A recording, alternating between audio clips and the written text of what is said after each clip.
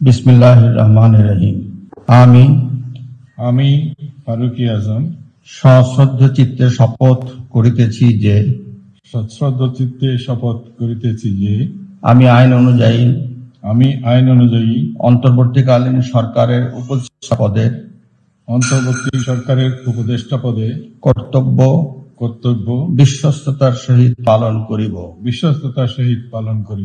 আমি বাংলাদেশের প্রতি অকৃত্রিম বিশ্বাস ও আনুগত্য পোষণ করিব। আমি সংবিধানের রক্ষণ সমর্থন ও নিরাপত্তা বিধান করিব। এবং আমি ভীতি বা অনুগ্রহ অনুরাগ বা বিরাগের বশবর্তী না হইয়া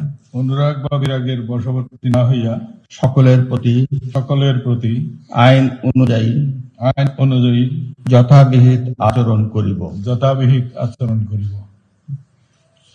এবার মাননীয় উপদেষ্টাকে গোপনতার শপথ পাঠ করার জন্য মহামান্য রাষ্ট্রপতিকে বিনীত অনুরোধ জানাচ্ছি। আমি ফারুকী আজম সশ্রদ্ধ চিত্তে শপথ করিতেছি যে অন্তর্বর্তীকালীন সরকারের উপদেষ্টা রূপে যে সকল বিষয় আমার বিবেচনার জন্য আনিত হইবে বা যে সকল বিষয় আমি অবগত হইব তাহা উপদেষ্টা রূপে যথাযথভাবে আমার কর্তব্য পালনের প্রয়োজন ব্যতীত প্রত্যক্ষ বা পরোক্ষভাবে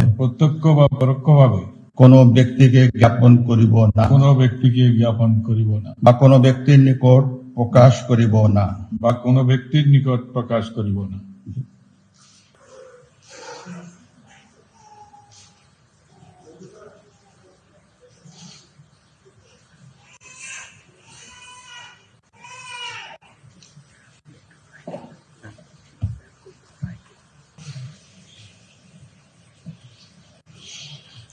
গণপ্রজাতন্ত্রী বাংলাদেশের অন্তর্বর্তীকালীন সরকারের উপদেষ্টা হিসেবে দায়িত্ব গ্রহণের জন্য মাননীয় উপদেষ্টাকে আন্তরিক অভিনন্দন জানাচ্ছি।